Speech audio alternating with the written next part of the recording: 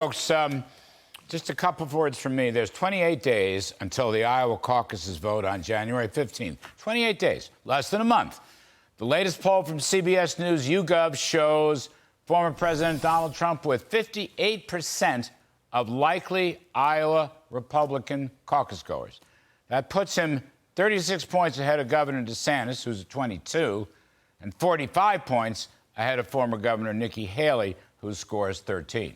Interestingly, the Real Clear Politics polling average shows Mr. Trump plus 32 in Iowa, so that conforms to the CBS poll. Now, as I've said a million times, polls are not votes, but a good poll is a good snapshot of voter thinking, and clearly Iowans are thinking Trump. And as I've opined before, one reason Mr. Trump is doing so well is he's campaigning on the issues. Lately, in campaign rallies in New Hampshire and Nevada, as well as Iowa, Mr. Trump is focused on the economy, maintaining his tax cuts, tough on inflation, tough on trade, tough on the border, drill, baby, drill. Overall inflation has come down, but Mr. Trump notes that food costs still up 20%, transportation and airfare is up almost 30%, energy, including electricity, still up 25%. Heck, even Christmas trees up 10%. Plus, he's tough on law and order, including the collapse of the Democratic-run cities. And a quick note on Mr. Trump's vision for cities. In Nevada, he said, and I will quote, "Those tents and graffiti will be removed. Slum areas will be demolished and rebuilt to the highest level of architectural elegance," end quote. This from a former master builder himself. And Mr. Trump has also said how he wants to restore Washington, D.C., which has become as bad as any of those bad cities across the country. The former president wants to restore Washington to its former grandeur. I think that's a great vision. Now, here's a montage of his recent statements.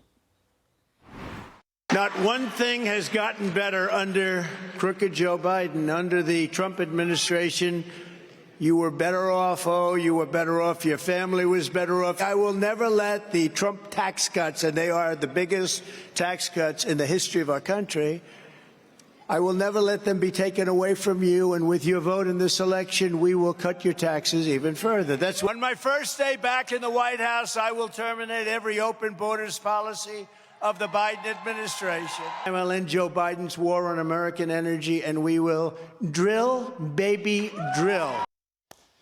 So, excuse my clapping, we will replay this wonderful Trump montage message when Joe Concha and Mark Simone show up later on the show. But frankly, I just couldn't hold back. Now, meanwhile, recent Fox News poll regarding the Biden illegal immigration and open border problem, all right? 79% want to increase border agents, 67% want to deport illegal immigrants, and 54% want to build the wall. Now, closing Joe Biden's open borders will be the last issue of the old year, and at this point, I don't believe it will be resolved. Mr. Biden's left wing will never buy a Trump-tough border solution that includes the wall, remain in Mexico, a new Title 42, and thousands of new border agents.